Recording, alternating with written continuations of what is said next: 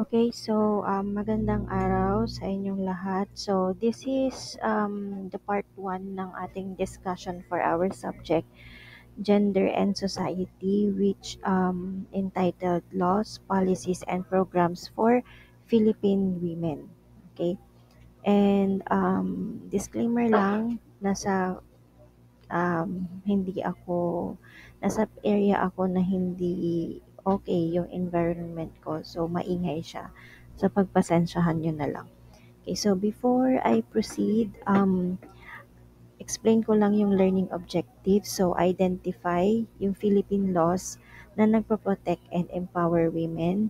Explain the importance of policies na nagpo-protect and empower women, and also yung mga aims. Okay, so let's start.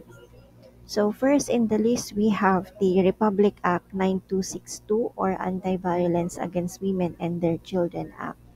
So we have discussed this nung last period natin, midterm period.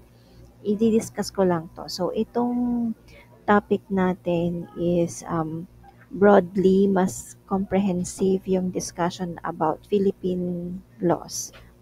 Okay, so going back, Republic Act number 9262, isa siyang landmark legislation or law sa Philippines, wherein ang gustong ma-achieve ng Philippine law dito is ma-address yung persistent issue ng violence against women and yung children nila. Kasama dito yung mga asawa, dating asawa, live-in partners, dating partners, yung mga individuals na kung saan nag-share sila ng anak. Okay, so kasal man sila or hindi, pasok sa Republic Act number 9262.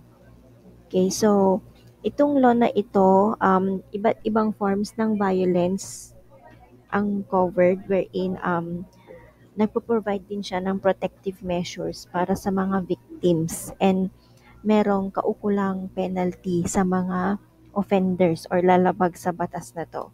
Okay, so ano ang definition ng violence sa Republic Act 9262? So sabi niya dito, any act or series of acts committed by any person against a woman who is his wife, former wife, or against a woman with whom the person has or had a sexual or dating relationship, or with whom he has a common child, or against her child, whether legitimate or illegitimate, within or without the family abode, which result in or is likely to result in physical, sexual, psychological harm or suffering, or economic abuse, including threats of such acts, battery, assault, coercion, harassment, or arbitrary deprivation of liberty. So lahat ng klase ng relationship ng babae at lalaki is na define dito sa violence against women and their children. Also, almost lahat ng forms ng violence is na explain din dito sa definition na banggit siya. So, meron tayong apat na types ng violence. So, we have physical violence, sexual violence, psychological, and economic abuse. Okay, so yung physical violence, anything na physical. So, self-explanatory siya. So, anything na nakaka-harm sa body, any threat or attempts na magkukos ng injury.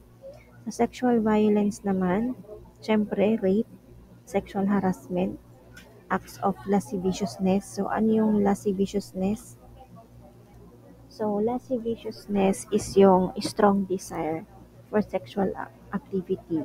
Okay, so, lust, ganun, tukso, ganun siya. And also, controlling sexual autonomy. So, parang pipilitin mo yung isang babae na makipagtalik. Ganun siya. So, sa psychological violence naman is coercion. Pipilitin mo yung mga threat, verbal abuse na nagkakos ng emotional distress. Sa economic abuse naman, so from the word economic, related dito ang trabaho wherein pinipigilan mo or merong restriction sa financial independence. For example, kinokontrol yung pera, hindi mo siya pinagtatrabaho, ganun siya. Ganun ang economic abuse. Okay? So, explain ko lang yung covered relationships ng Republic Act 9262. So, we have our intimate partners. So, sa intimate partners, kasama dyan yung mga present and mga dating asawa. Sinabi ko na to kanina, mga live-in partners, mga dinedate. So, anything na mayroong romantic involvement or yung mga individuals na nag-share nga sila ng anak. Sa mga bata naman, so it's the biological children na nasa pangangalaga ng victim. And also yung mga kasama din yung mga bata na below 18 years old or yung mga adults na walang capacity na alagaan yung mga sarili nila. So, ano yung mga preventive measures for victims? So, we have yung protection orders, counseling and support services, yung mga safe places or shelters, legal and medical assistance. So, sa protection orders, meron tayong nauuna dyan na BPO, TPO, and PPO. So, ano tong mga to?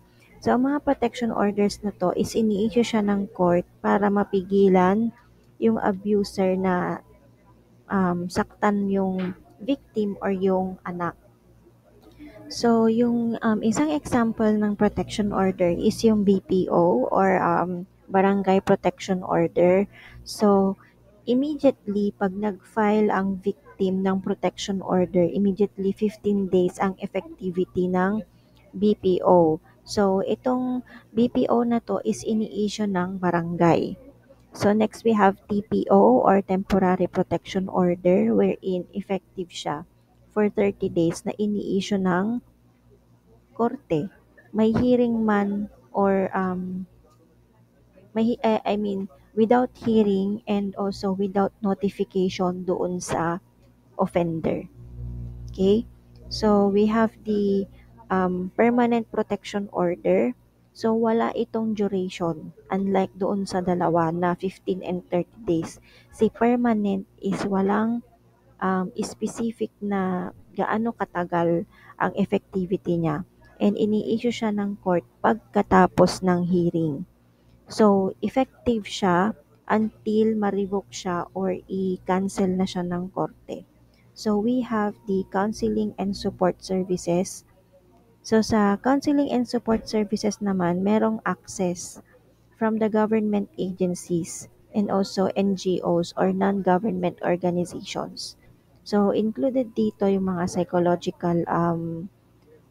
psychological services like for example, counseling, ganyan. Minsan, kung merong psychologist, pwedeng cognitive behavioral therapy.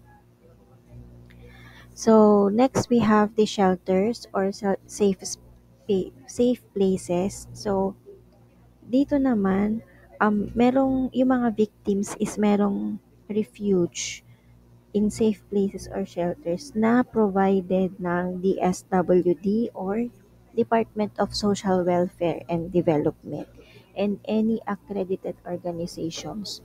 So dahil nga this is about violence against women and their children, pwedeng accredited organization ang Gabriela. So party list siya ganyan. So si Gabriela, puro kababaihan ang pinagtatanggol nila, the rights of women. And the medical and legal assistance naman, so ang mga biktima ng violence is pwedeng makareceive ng medical and legal assistance galing sa ating gobyerno or sa non-government organizations. So si Gabriela, meron tayong iba't ibang mga national government organizations for women in the Philippines. So, we have the Rags to Riches, yung mga Women's Legal and Human Rights Bureau, and Asan pa? Wait lang. Yan, Gabriela, Abante Babae, mga ganon. So, iba-iba. Marami tayong non-government organizations sa Philippines na tumutulong sa mga kababaihan and also sa mga bata. So, we have the Child Protection Network din for the kids. Yan. And Spark. Yan. Spark Philippines. Samahan ng mga Pilipina para sa reforma at kaunlaran. Yung mga yan. So, yan yung mga example ng mga non-government organizations dito sa Philippines for women. So, ano ang penalties na pwedeng maipataw sa offender ng Republic Act 9262? So, we have Arresto Mayor. For example, merong physical harm na nangyari sa isang victim. So, meron siyang penalty na Arresto Mayor wherein merong imprisonment ng 1 to 6 months. So, yung prison mayor naman, imprisonment ng 6 years and 1 day to 12 years. Depende sa gaano kabigat yung injury or yung kaso. So, bakit importante ang Republic Act 9262? So, importante siya kasi meron siyang, tawag nito, meron siyang impact sa mga Filipinas. So, una dyan is yung holistic protection. So, pag sinabi nating holistic, it covers everything. Psychological, physical, spiritual, emotional, ganyan. So, ina-address ng holistic protection yung, yun, sinabi ko, physical, emotional, economic abuse, and nire-recognize yung connection ng nature of violence. So, sa empowerment naman, um, yung mga victims is pwedeng lumapit sa pwedeng mag-ask ng assistance legally or medically. Meron man silang financial capacity or wala. Okay, so or meron man silang societal barriers. So sa president setting naman, ini-establish nito yung gender-based violence as public concern. So minamandate yung state intervention naman. Okay, so tapos na tayo sa Republic Act 9262. We have the Republic Act 7877 or Anti-Sexual Harassment Act. So this act was enacted noong 1995 and isa din siyang law sa Philippines wherein ang goal is to address yung issue ng sexual harassment sa workplace, sa school, and also sa mga training environments. So, according to this Republic Act, it defines sexual harassment as any act or series of acts committed by an employer, employee, manager, supervisor, agent of the employer, teacher, instructor, professor, coach, trainer, or any other person who, having authority, influence, or moral ascendancy over another in a work or training or education environment, demands, requests, or otherwise requires any sexual favor from the other, regardless of whether the demand, request, or requirement for submission is accepted by the object of said act. So sinasabi lang nito dahil nga ang Republic Act 7877 it covers work education and training. So anong tawag nito? So lahat ng um, victims na nagtatrabaho and also nagtatrabaho sa school, nag-aaral sa school or anything. Okay? So, meron tayong two types of sexual harassment. We have the work-related or employment environment and education or training environment. So, sa work-related naman, this includes situations na kung saan yung mga sexual favors is ito, made a condition for hiring, employment, re-employment, ganyan, or continued employment, favorable compensation, promotions, or privileges. So, for example, ako as nagtatrabaho na instructor, nagdemand ako ng salary increase sa HR. And then yung HR, para itaas yung sahod ko, kailangan kong pagbigyan yung request niya. So, ano yung request niya? Example, sexual favors. Um, Pwede siyang mag-request sexually, yon intercourse, pwede rin lumabas kami, ganyan, or pwede rin na, tawag nito, yung bang cuddling, mga ganon. So, any sexual favors na related sa work is type of sexual harassment. So, when it comes to education naman, um, anything naman na meron kang sexual favor para makapasa ka sa, meron kang passing grade, gusto mo ng honor or scholarships, ganyan, or any allowances or stipends na ang kapalit is sexual favor, covered siya ng type of violence ng Republic Act 7877. So, any anything din na may refusal sa sexual favors can lead to discrimination, deprivation, and diminished employment opportunities. So, kung merong refusal, kasama siya sa type ng sexual harassment. It is a form of sexual harassment. Okay? Anything then na may intimidation, hostile, or offensive environment para sa student, sa trainee or apprentice is covered ng ating sexual harassment. So, the penalties for the offenders of this law is 1 month to 6 months. Wait lang. Yan. Not less than 1 month and not more than 6 months. And meron siyang fine or anong tawag nito, piyansa, or may kailangan kang bayaran na 10,000 pesos to 20,000 pesos. Or pwede din both, depende sa sasabihin ng korte. And also yung mga employers or yung institution is, anong tawag nito, pwede silang humarap, pwede silang makasuhan ng administrative sanctions or cases. And also, kailangan mong bayaran yung compensation for damages as employer. Yung compensation for damages ng victim. Okay?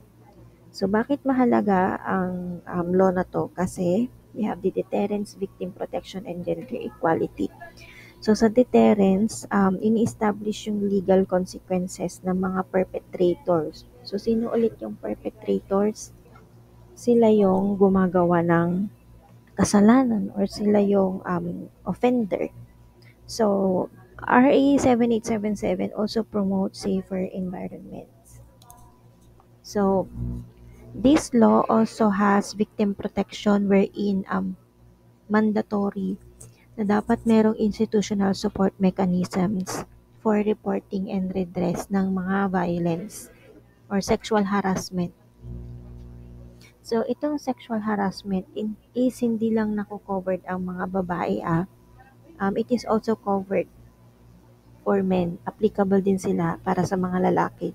So, anyone na anyone na nakaka-experience ng sexual harassment, mapababae or lalaki, is qualified or pwede sa Republic Act 7877. So, dahil pwede siya for both men and women or any other sexual orientation, doon pumapasok yung gender equality. Okay? Okay, so next we have Republic Act 9208, which is also known as Anti-Trafficking in Persons Act. So this was enacted in the year 2003, and this is a comprehensive law sa Philippines wherein ang goal is to combat or labanan yung human trafficking na tumatarget particularly sa mga kababaihan at mga bata. And human trafficking was defined by this law as involving recruitment, transportation, transfer, harboring, or receipt. So, receipt of persons through force. So, may coercion, pandaraya, ganyan. And pag-a-abuse ng kapangyarihan ng exploitation. So, kasama dito yung prostitution, forced labor, slavery, yan. Servitude, organ removal, yung mga gusto magbenta ng kidney dyan, yan. Child trafficking, yan. So, sa child trafficking naman, kahit walang coercion or pamimilit, kung yung bata is under 18 years old and wala siyang kakayanan para protektahan ang sarili niya dahil sa disability, pasok siya sa human trafficking. Okay, so, ano yung important provisions ng law na ito? So, we have the Criminalized Acts. So, sa Criminalized Acts, nagre-recruit tayo for prostitution. So, example, offender tayo, no? So, sa Criminalized Act, nagre-recruit tayo for prostitution. Kasi nga, di ba, uso dito sa Philippines, kahit naman sa ibang bansa na magre-recruit ng tao. Kunwari, may trabaho. May trabaho kasi sa US, ganyan. Kailangan namin ng ganitong tao. And then, pagdating mo, hindi pala marangal na trabaho yung papasukan mo. Prostitution na pala, papasok ka na sa pornography, ganyan. So, mapipilitan kang magtrabaho. Merong forced labor na mangyayari. So, under the guise of employment. So, yun nga, parang i-deceive ka, merong deception na mangyayari na may trabaho, kailangan namin ng ganito. And ending is prostitution, pornography, and forced labor ang mangyayari. So, another thing is yung ipapakasal mo yung isang tao sa foreigner. Yan, kahit hindi niya gusto. Nangangailangan si AFAM ng ganito na tao. So, maghahanap itong si Bugaw, sabihin na natin. And then, kunyari, ikaw yung natipuhan niya, maganda, maputi, matangkad, ganyan, matalino. So, o-offeran ka ng trabaho, ganyan. And ending, papakasal ka pala sa AFAM na hindi mo naman gusto. Okay. So, next we have the organizing sex tours or using technology. So, dito, uso na rin yung, kasi nga high-tech na, di ba? High-tech na, so, uso dito yung cybersex. Yan. Para ma-promote yung trafficking. Meron akong napanood dati na yung nanay niya is pinambubugaw siya sa mga foreigner. Diba may mga bata na yung child pornography na tinatawag. So, binubugaw nila yung mga anak nila in exchange ng pera. Mas malaking pera. So, pasok to sa Republic Act 9208 or human trafficking. Next, we have another important provision, yung victim protection. So, sa victim protection naman, yung no criminal liability wherein yung mga biktima is hindi sila pwedeng ma-prosecute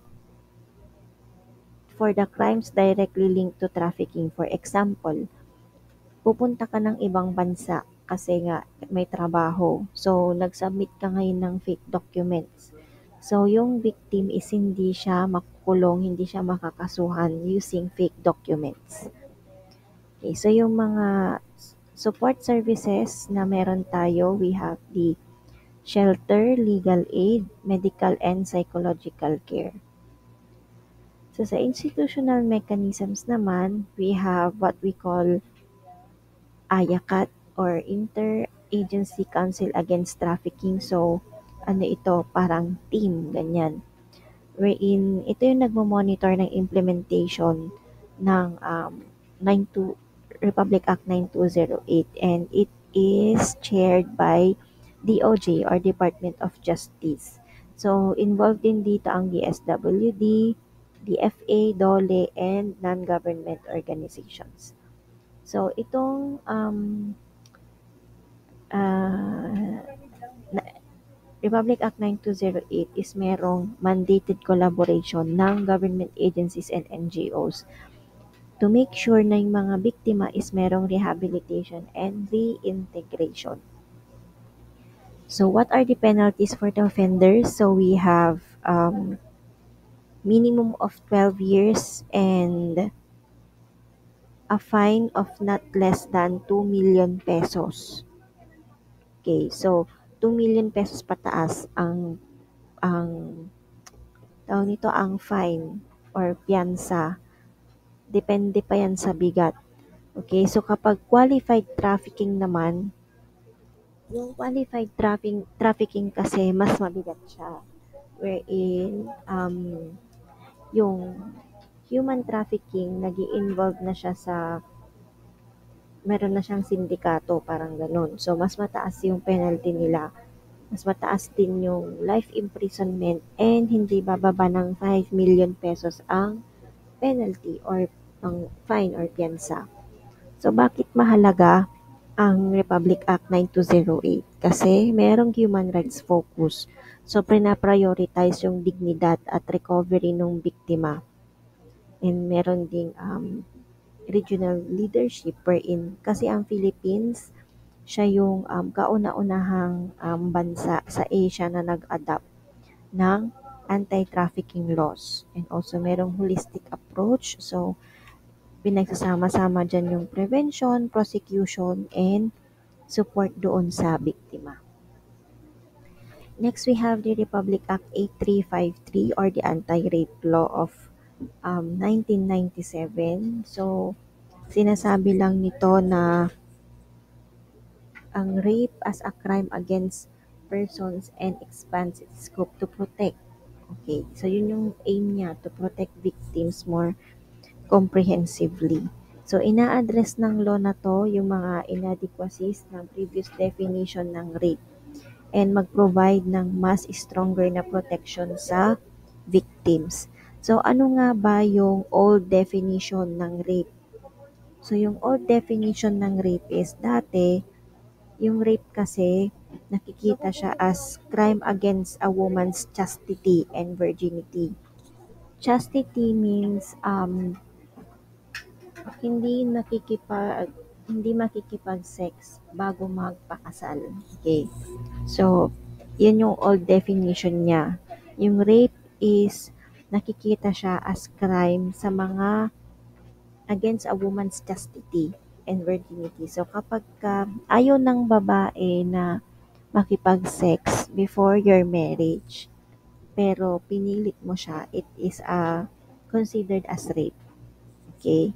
And also, yung dangal niya, yung virginity niya, kinuha mo nang wala siyang consent. It is considered rape. So, yung, syempre, isa din dyan sa old definition yung status ng victim. For example, na prostitute siya. Yan. Non-virgin and merong active sexual life. Importante siya doon sa crime. So, rape was considered a private offense, meaning only the victim could file a case and the prosecution could be dropped or pardon. So, itong law na to, ina-allow niya yung offender, okay, or may sala na maisalba niya yung sarili niya sa prosecution or sa kaso kung yung victim is pinatawad na siya or pinakasalan niya yung offender. Yun yung old definition. Pero ngayon kasi nagkaroon ng mga expanded forms ng law na ito. So kung dati is pwedeng maka-skip yung offender sa kaso kung yung biktima is pinatawad na siya or pinakasalan siya, ngayon hindi na. Okay? And i-discuss ko siya, ito na, next na. Important provision. So, yung redefinition of rape. So, nire-recognize na yung rape as a violation ng dignity and well-being ng victim. Hindi lang dahil sa chastity. Diba yung chastity is sexual relationship before marriage. So, hindi lang doon siya umiikot. Hindi kagaya dun sa old definition. So, ang prosecution or ang batas pwedeng mag-proceed ng kaso kahit yung victim is nag-withdraw sa reklamo, okay, and or pinapanigan na niya yung offender dahil napatawad na niya or pinakasalan na niya, pwede pa rin mag-proceed yung kaso. And sa expanded definition, um, kasama din yung sexual intercourse wherein yung penile, okay, penetration sa genitalia ng babae under circumstances of force, threat, intimidation. Okay, so force, pinilit mo siya, tinakot mo siya, and intimidate mo siya. Or kung yung victim or biktima is under 12 years old, walang malay or demented. Or demented is nagbe-behave siya wildly or anong tawag nito, meron siyang distress or excitement. So, emotions yun. Or merong pandaraya. Ganyan. And also, abuse of authority. So, isa ding important provision ang marital rape wherein sa kasal ang mag-asawa kapag pinilit mo yung asawang babae na makipag-sex is considered rape. Pinilit mo pero ayaw niya, rape yun. So, what are the penalties? So, sa sexual intercourse, merong reclusion perpetua. So, reclusion perpetua is habang buhay na pagkakakulong. So, 20 to 40 years imprisonment. Meron ding sa sexual assault naman, yung sinasabi kong prison mayor, 6 to 12 years. So, mag-i-increase siya to reclusion temporal for 12 to 20 years kung mas matindi yung kaso. And worst case is death penalty. So, magkakaroon ng death penalty if yung victim is below 7 years old, nahawaan siya ng STD, yan, or nirape siya ng law enforcement. Okay. So, dito kasi wala ng death penalty sa Philippines, tinanggal na dahil sa human rights. So, ano ang importance ng Republic Act 8353? So, importante siya for victim protection. Ulit, yan. Wherein yung dignity and kino-cover yung mga kababaihan regardless ng kanilang sexual history. Okay, so, mapa-lesbian ka man, trans, yan. Covered siya dito sa victim protection. And also sa gender-neutral assault, so mapababae man or mapalalaki or any non-penetrative acts is considered rape and pwede siya sa babae or lalaki. So sa state accountability naman, so mandated, kailangan yung public prosecution para mabawasan yung reliance ng victim-initiated complaints. Next, we have the Republic Act 8505 or the Rape Victim Assistance and Protection Act. So, magkadugtong sila ni 8353. Republic Act 8353.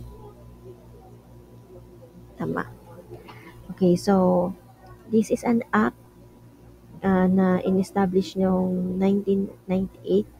So, Philippine law that establishes support systems for rape survivors. Mababasa naman yan sa title pa lang niya.